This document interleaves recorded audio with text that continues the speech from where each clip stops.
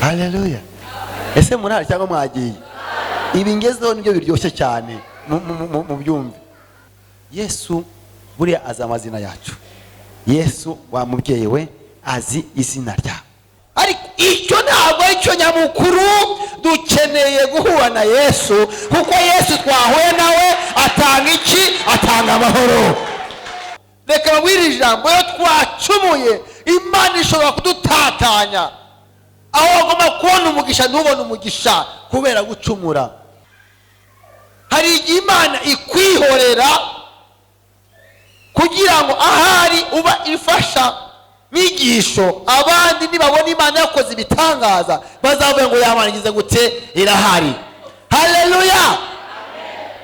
Amahoro Yesu atanga, ajya atanga amahoro waburaye, agatanga amahoro ukize, agatanga amahoro ukennye, agatanga amahoro umugabo yagiye, agatanga amahoro abana batiga.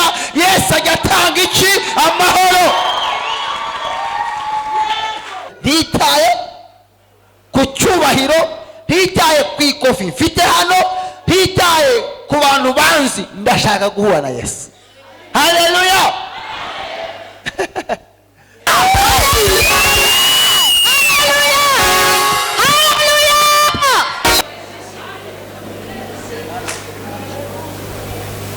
Mbanje kubasuza mu izina rya Yesu.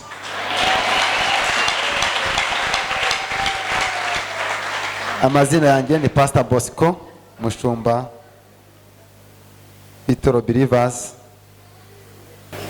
Hanyuma dusome ijambo ry'Imana riri muri Luka bice byaho 19 umurongo waho wa 5, niho tuza gusoma honyine. Ukurikire muri iyi minota dufite, ntize kugucika. Ukurikire muri iyi minota dufite, ntize kugucika. Luka 19 umurongo waho wa 5 biravuze ngo Yesu ahageze ararama aramubwira ati, Zakayo ururuka vuba, kuko uyu munsi nkwiriye kurara iwawe. Kuko uyu munsi nkwiriye kurara hehe? Iwawe. Imana ishimwe cyane. Haleluya. Haleluya. Haleluya. Haleluya. Nakuzanye ijambo ngo shaka uburyo wabona Yesu. Niryo nakuzaniye ryonyine. Gerageza ushakashake uburyo wabona Yesu. Uko uri buze kumubona, icyatumuza kumubona ngewe ahari sinakimenya, bitewe ko buri wese afite uburyo yashobora gushakamo Yesu akamubona. Ariko ugerageze kubw'uyu mugoroba uburyo wabona Yesu. Bibiliya itwereka abantu benshi bagiye bagerageza gushaka Yesu cyangwa se kuganira n'Imana. Bibiliya hano yavuze kuri Lazaro. Bibiliya yamya ngo uyu mugabo mu busanzwe yari umukire. Ubajije abantu bose baje gusenga hano, ubona ko rimwe na rimwe ni abantu bafite amashida atandukanye, bafite ibibazo bitandukanye, bafite ingorane zitandukanye. Nyamara twebwe dufite ibibazo bitandukanye, ntabwo ari twebwe dukwiye gushaka Yesu twenyine, kuko n'abafite ubutunzi, bafite ubushobozi, nabo bakeneye Yesu. Babwira ikintu cya mbere gihenda, amahoro yo mu mutima.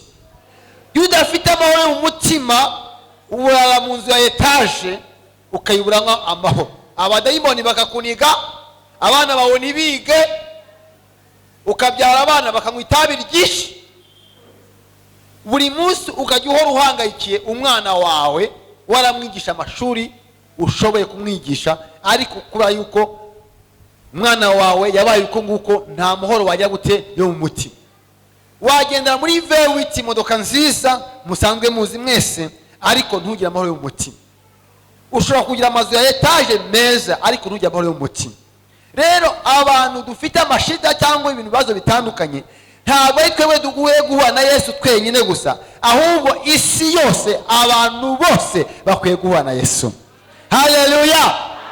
Uyu mugabo Zakayo ngo yari umukire, yari afite ibintu byose, yari umukoresha w'ikoro, atunze, ariko yumva muri we ntabwo afite amahoro mu mutima, yumva muri we ntabwo anezerewe. Baza mugenzi ngo wowe mbese wowe uranezerewe? Mukomeye ngo mbese wowe urumva unezerewe?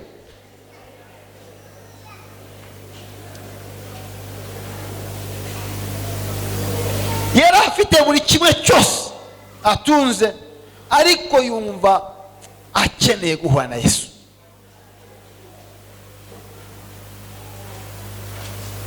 Yari asanzwe amwumva, azi imikorere yiwe, aravuga ngo ariko kugira ngo mbone Yesu nubwo ni mugufi. Zakayo kuba mugufi si ubugufi y'abavuga ngubu, ahubwo yari umunyabyaha. Harabati kugira ngo mbone Yesu nuko nza kureba uburyo nakwisumburaho nkazamuka umusozi. Yesu akaza kubona uburyo nagize gute, naciye bugufiya, ntitaye ku cyubahiro, ntitaye ku ikofi mfite hano, ntitaye ku bantu banzi, ndashaka guhura na Yesu. Haleluya. Hariho uburyo abantu, umuntu ashobora kuza akavuga ngo ngewe ntabwo ushobora kwinjira ahantu basenga, ukuntu banzi, ukuntu abantu banzi, kwinjira ahantu bikakugora kubera uburyo abantu bakuzi. Ufite ikibazo gikomeye, kuko ahantu ni ahantu abantu babonera amahoro bari barayabuze. Abantu babonye Yesu abaha amahoro bakomere Yesu amashyi.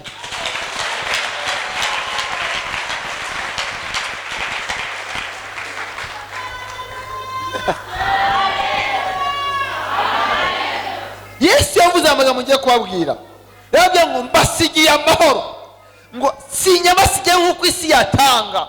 Haleluya. Amahoro Yesu atanga, ajya atanga amahoro waba uraye, agatanga amahoro ukize, agatanga amahoro ukennye, agatanga amahoro umugabo yagiye, agatanga amahoro abana batiga. Yesu ajya atanga iki? Amahoro. Haleluya. Niyo mpamvu ushobora guha n'umuntu ufite amahoro ya Yesu ukabona ibyishimo, mbese wowe ubikura hagana he? Byagenze bite? Ayo ni amahoro akomora kuri Yesu. Ayo mahoro uyagira utabyaye, ukayagira wabyaye, uyagira abana barumbye, ukayagira aba bateye imbere. Ayo ni amahoro umuntu ahabwa na Yesu. Ariko nyemerera umarize mugenzi ngo nawe ukeneye amahoro duhabwa na Yesu.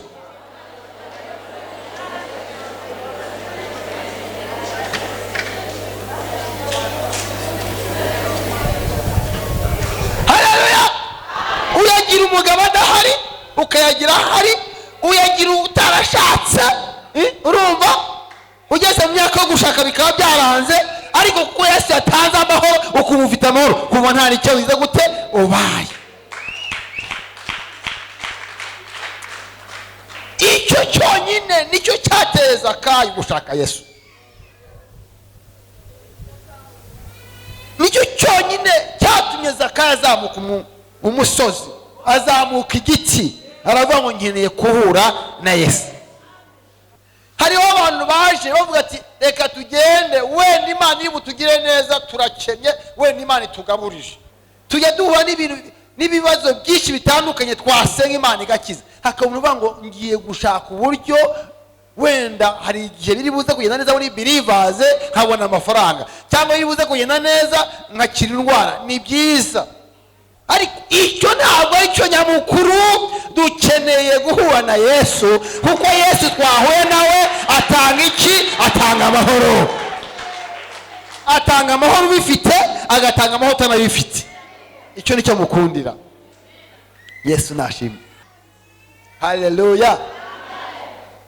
Buri abantu bashobora kuza ari hano mw'isaha turuzuye ndababona, ariko Yesu akaza guhura n'umuntu umwe cyangwa n'abantu babiri baje bafite umutima wo kujya gute, wo kumushaka. Haleluya. ese murahari cyangwa mwagiye? Ibi ngezeho nibyo biryoshye cyane mu byumve. Tuza gusenga hari umuntu umwe yaje arambwira ati pati sengera, cyangwa ati ko mbona ufite akantu mu ikofi, ako kantu kandi ukaba ushaka yuko amadeni yawe yishyurwa kandi ukaba warakwiye ku mupfumu. Ipatsi ndagafite nagahu yarakampaye akura mu ikofi, ndamubwira ati hari n'akandi gasigayemo ndakora kampereza, arambwira ati umupfumu yaratumaye ngo nzabona amafaranga. None se ko wagiye ku mupfumu wagiye ukwizera utwo tuntu, wamara kutwizera tukazaguha amafaranga ukeneye? Arandeba ngo pase ngo ubwo ubibonye ngo reka genda kutujugunyiza usengere. Tukimara kumusengera amadeni yari afite ya miliyoni nyinshi yarishyuwe. Imana yakinguye iki? Imiryango. Mbabarira ubwire mugenzi wawe ngo waje kugwiza Yesu ukuri. Mabwire ijambo, Yesu ntabwo ari bosi ko mureba hano, ntabwo ari Pastor Justin, ntabwo ari Pastor Clemence, ntabwo ari umuyobozi wa protokole, ntabwo. Oya, mbariza mugenzi wawe ngo waje uje kubwiza Yesu ukuri. Haleluya. Nimba ari ikintu Yesu akunda abantu bagira gute bakaza bakaryama hasi bakavuga ngo twaje kukubwiza iki? Ukuri.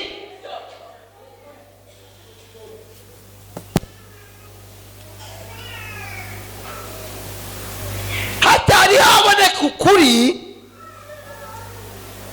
ntabwo ushobora kubona igitangaza.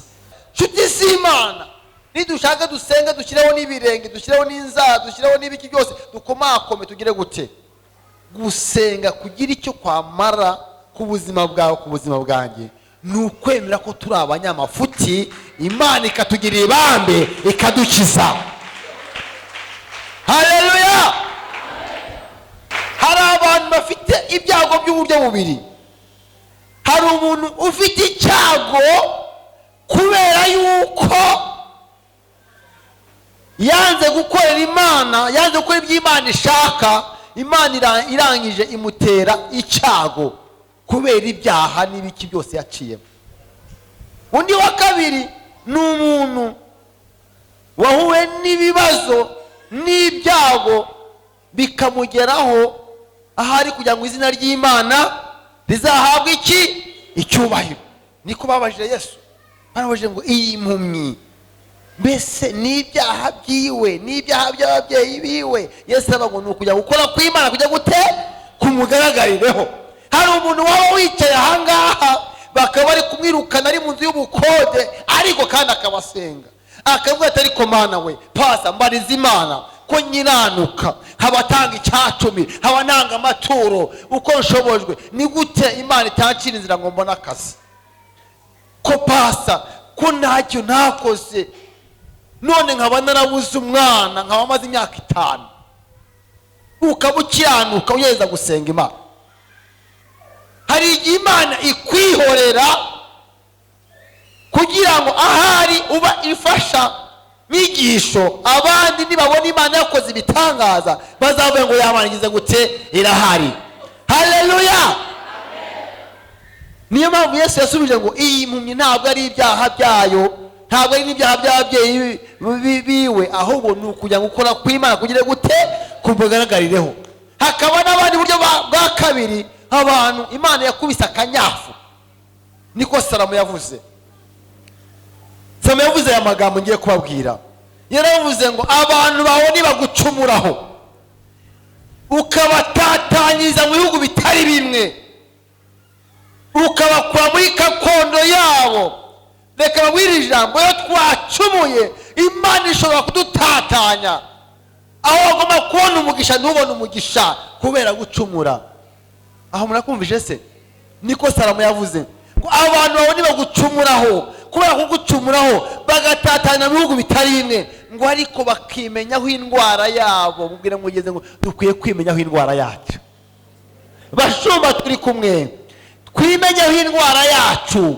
Bavuga butumwa, twimenyaho indwara yacu, nicyo gisubizo cy'ibibazo kize gute dufite. Yesu nashimwe.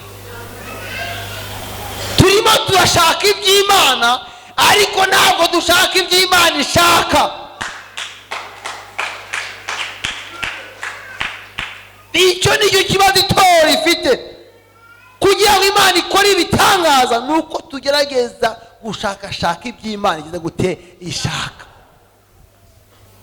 Tugiye gusenga Imana. Ese urumva wahaguruka tugasenga Imana? Urumva warira ukaboroka tugasenga Imana? Mana yo kwizerwa, Mana nkuru, twese abari muri iyi sare dutsinzwe n'urubanza. Turi abanyabyaha, aho niho twavukiye mu byaha, niho twavukiye mu buhakanyi. Uyu mugoroba watubwira ijambo kugira ngo dushakashake uburyo twamenya ibyo ushaka, ibyo ushima. Abangana uku barumvishije baciye bugufi imbere yawe. Abantu b'Ininivi bararize baraboroga baravuga ngo Uwiteka tugirira ibambe, Uwiteka ubagirira ibambe, ubakize ibyago byabo byose. Nanjye ndasenze mu izina rya Yesu Kristo, aba bantu bose, itorero ryose, turihanye ubwacu, twihaniye abana bacu, twihaniye imiryango yacu, turihanye ubwacu Mwami, tubabarire. Kuko ijambo ngo nubwo ibyaha byanyu byaba bitukuye tukutuku, birahinduka shelegi, birahinduka umweru. Turasenze rero mu izina rya Yesu Kristo, babarira abantu bawe Mana, tubabarire, tugirire neza. Kuko Salomo yavuze ngo abantu bawe nibimenyaho indwara yo mu mitima, ngo bagasenga berekeye inzu, nubwo wabatesha indwara zirimo indwara z'amayoberane, ngo basenga ngo uzabakize ibyago byabo byose. Mana, dukize ibyago byose, dukize ingorane zose, dukize ibyo twahuye nabyo, twahuye n'ibihobo bitandukanye kubera uburyo tutaciye bugufiya. Urakoze Mwami ko ari igitangazo dukoreye. Haleluya. Urakoze ko imbabazi zawe zongeye kumanukira aha ngaha hantu. Tugukomeye amashyi n'impundu nyinshi kuri Imana ikomeye mu izina rya Yesu Kristo. Amen, amen, amen, amen. Dukomere Yesu amashyi menshi.